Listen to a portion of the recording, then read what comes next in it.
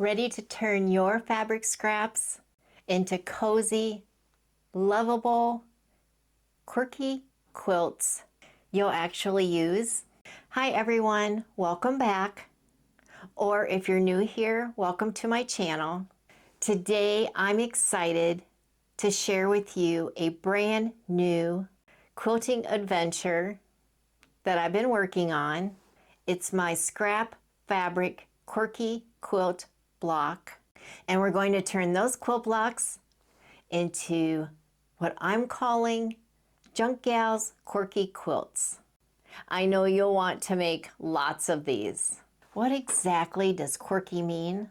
Unusual in especially an interesting or appealing way. And this quilt will probably be that. This easy Quilt-As-You-Go technique uses scrap fabric with pinked edges. Let me show you up close.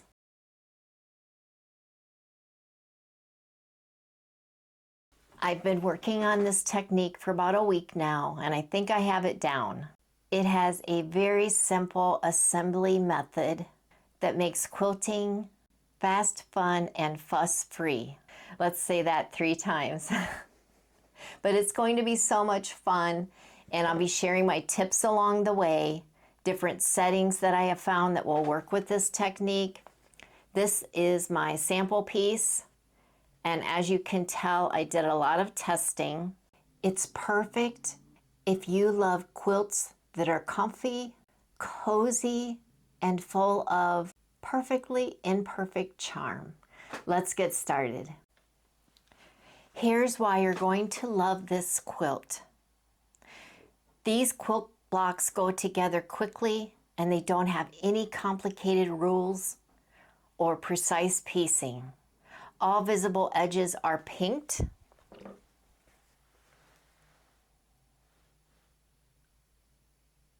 Helping to prevent fraying and giving your quilt extra charm. Now, will they fray a little bit? Yes, they will. I'm sure of it. But it will give it that extra worn look, which I just love. The quilts are meant to be loved and used. So perfect for keeping in the living room for when the grandkids come over and they just want a little quilt to cover up with, especially in the winter. They're perfect for cuddling on the couch or just gifting to someone special. Will they fray? Probably. Are they heirloom quilts? No, not at all. Will the quilt police come after us? Probably. But we're going to have fun making this quilt, and that's all that matters. Let's start with the materials needed. First of all, you're going to need batting, and we're going to make this really easy. You're going to need a 10-inch piece of batting, or you could use flannel, whatever you want to use. A backing fabric. I'm using my go-to, just a piece of muslin, 10 inches by 10 inches. So far we have batting 10 inches by 10 inches. The backing is 10 inches by 10 inches. A piece of Pellon lightweight interfacing if you want. Otherwise you can sew directly on the batting. It's up to you. I will leave a link in the description box below where you can get the Pellon P44F lightweight interfacing because it's no longer available at Joann's. You'll need Gutermann nylon invisible thread. I'll leave a link to that in my Amazon storefront that's in the description box below. The reason I went with the Gutermann nylon invisible thread is because I went with the Coats & Clark invisible thread. I believe it was polyester and my machine did not like it. A bobbin thread of your choice. To get started, I'm going to use black. That's what will show on the top in the hand-look stitching. And that's what we're going for. We're going to stitch real close to that pinked edge. Pins or clips if you'd like, your sewing machine, pinking shears, or your rotary cutter with a pinked blade in it, whichever you'd like to use. Both will work just fine. Now I'm warning you, this is really quirky, but we're going to go for it. First of all, we're going to create your quilt sandwich.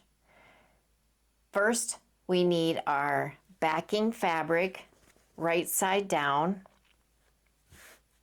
Then we're going to need our batting. I'm just going to use this Elmer school glue, it's washable, to base the backing to the batting.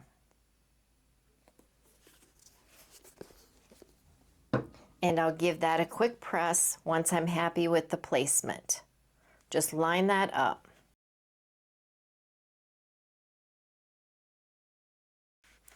And it doesn't have to be perfect, just get it as even as you can.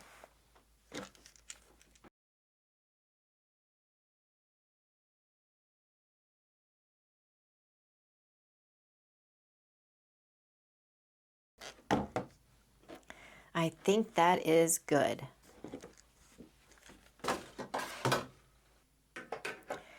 Next, we're going to lay down our Pellon with the rough side on the top. There's a smooth side and a rough side. So just line that up. And we're going to be doing some layering. We're doing a quirky method of the 9 patch. It's going to be so easy. These 2 strips will be at the top, and we're just going to trim off those salvages.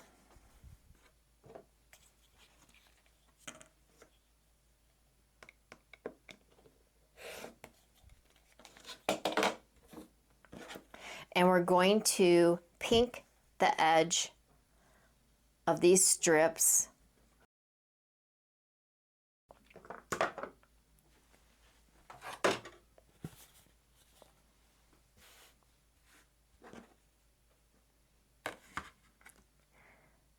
And just a little bit. These strips are 2 inches by 10 inches. We may need to trim them.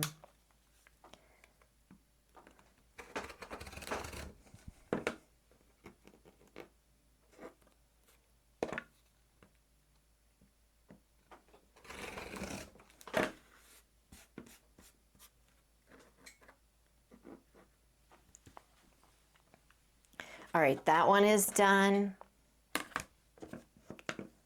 And you are going to get a pretty scrappy look, but don't worry about that. And just a little bit off this one.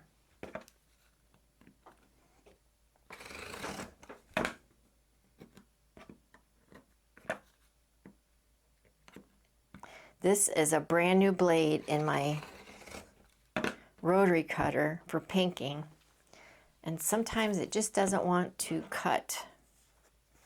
All right, this edge is pinked. This edge is pinked. We're going to bring over our sandwich and start layering. And we're just going to layer from the edge to the center. So we'll place this at the top, this at the bottom,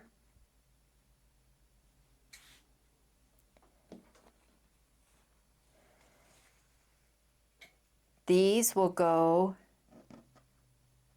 here. I don't need a pinking here, and I'll show you why.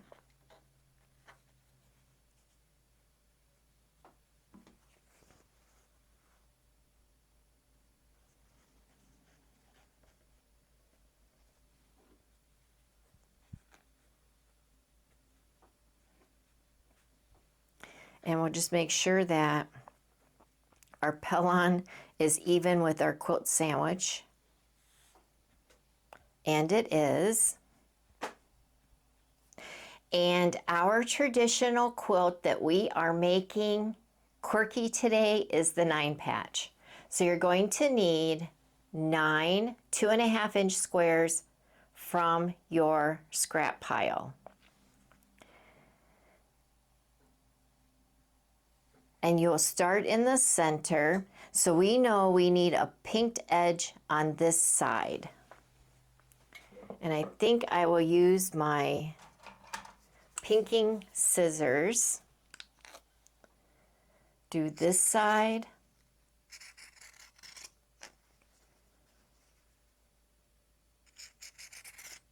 This side, and actually 3 sides because it'll be up here. Yeah.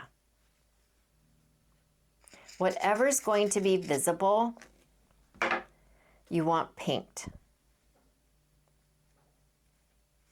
All right, so there's that one. This will go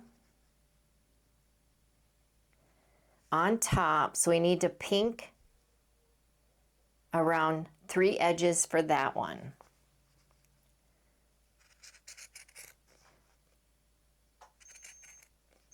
Ever so slightly.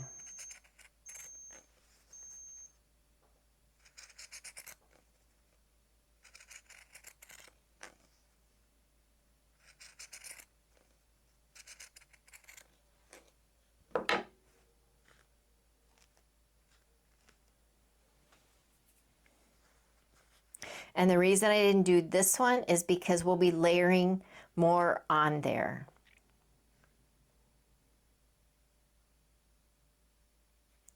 All right, there is that one. Next, we'll take this one, and we need pinking here and on the third side.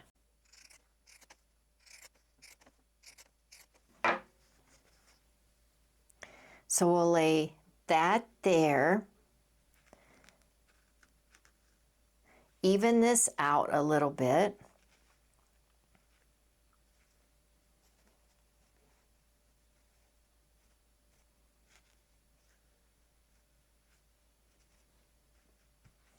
Okay, we're ready for the bottom row. Just like this. So we're going to need pinking here and here and here on 3 sides.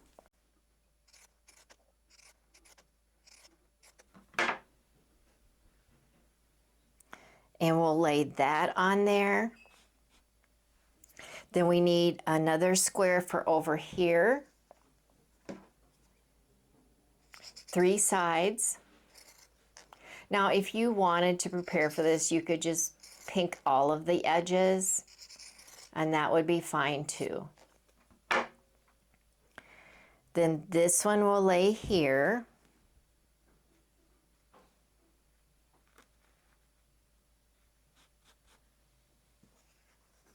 And then we need, the center is on top, so it needs pinked on all edges. Just ever so slightly.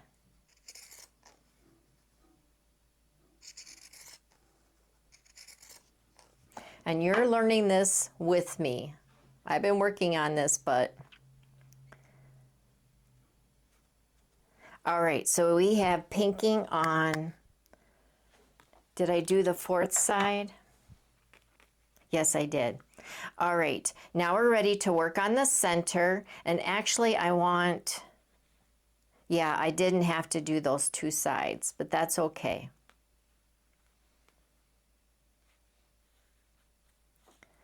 Whatever's visible.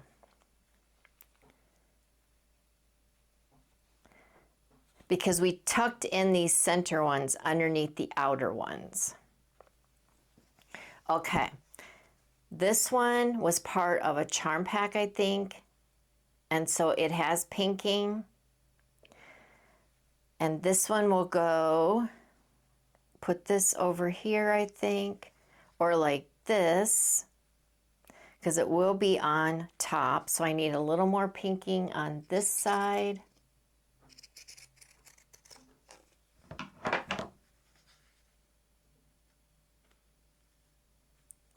And this side and this side will be underneath. That's why we layer coming from the outsides. And I hope this will make more sense once I start sewing and once we start doing more of these. And then this one is going to go here. So it does need pinking on all sides.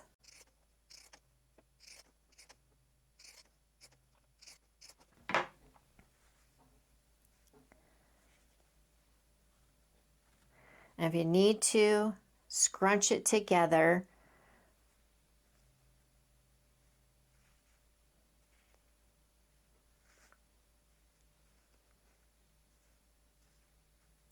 Just like that. And it's okay if this shows because it's quirky, right? This one will go here. And we're just going to pink those edges because all edges are visible. And just place these as they're pleasing to you. And again, if you want to pink all of the edges just to start with, then go ahead. There's nothing wrong with that at all. We have everything on here, right on the Pellon, ready to be ironed down. Let me move my scraps out of the way here. I'm going to grab some steam for my iron. Iron is ready to go, and we're just going to look to see and make sure that's how we want everything. And look at our cute little 9 patch.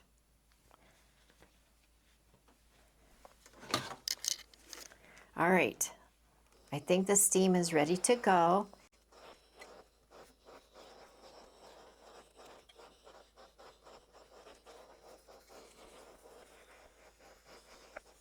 Now while that cools, and just make sure, yeah, I think that's great. Look how cute. While this cools, I want to tell you about the hand-look stitch on my machine. On my machine, it's number 27. I'm going to insert some pictures here, but here is what it looks like. This stitch here, this one that's showing, is actually the bobbin thread. So you can use whatever color you want. Just throw it in your bobbin with that stitch. This is where you use the invisible thread because in between is invisible thread. Isn't that cool? So I'm going to pop up the pictures so that you can see my settings. I do sew on the slowest speed on my machine. Only because if I go even medium, I get this. But if I go like this, with the settings that I showed you in the pictures, it is beautiful. I believe most machines have it. If you have questions about it or you can't find it on your computerized machine, let me know. But again, I took pictures and hopefully that will help you. But that is so beautiful. So what we're going to do, we're going to take this stitch. I have black thread in just to get started. And I am just going to sew here and all the way around where the pinking is so that it looks like it's hand sewed.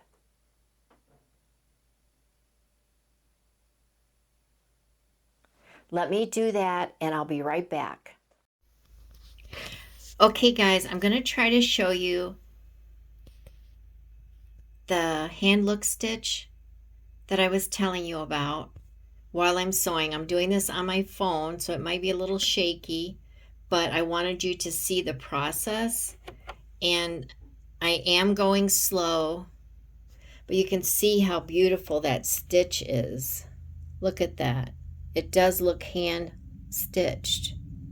So let's go ahead and go for a little bit here so you can see the process. I'm not using my foot pedal. I normally just hit go and let it go. And that's how slow I'm going.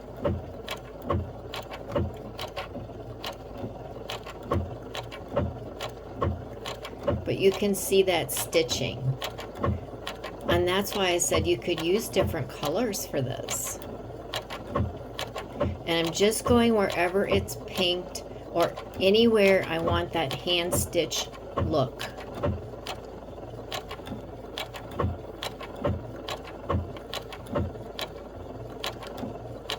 And it's going slow enough to where I can reposition the foot if I need to. I just have on my regular J foot. But just like that. And I'll try to stop it here. And I have my needle in the down position, and I can turn around and show you that. This looks a little messy here, but that's because of the pinking. But how cool is that? All right, I just wanted to show you that on the sewing machine. Also, I wanted to tell you that as far as the needle goes, my manual suggested using a 90-14 needle, and that's what I put in. I'm back from the sewing machine, and look how scrumptious this looks. I just love it. I love the stitching. It's so quirky. And some places I went 2 stitches just for the fun of it because I like it so much. Now, if you don't have the invisible thread and you don't want to do that, you could just use a straight stitch and just widen the stitch length and then use different colors. But I kind of like the black on here. What do you think? I'll try to get close up here. And I'm not worried about these edges because in our next video, we will be connecting block number 2 to block number 1. And I'll be showing you that. We're going to connect them right away as we go along. At the end of 30 blocks, we will have our quirky quilt. And it's really hard to see the invisible thread on here. I thought I just, yep, there's a piece. So that's very hard to see. I am going to give this a quick press, and then I will trim off the edges that need trimmed, like right here. But I think this is so, so, so pretty.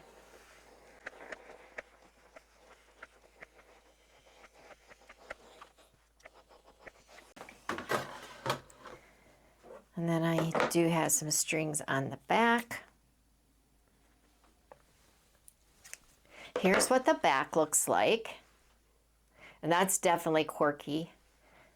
So if you wanted, you could use like, if your bobbin thread is black, then you could use like a black background, backing fabric,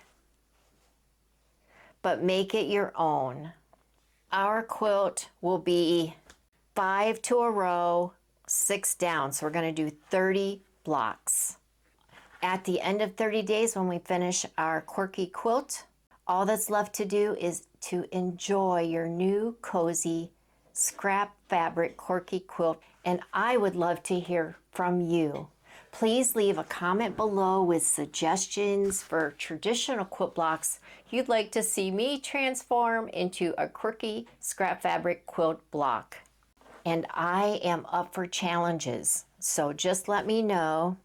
We did the 9 patch today. We have 29 more of these to make. Before we wrap up, I want to leave you with a Bible verse and a final thought to encourage you. The Lord will give strength unto his people. The Lord will bless his people with peace. From Psalm 29:11.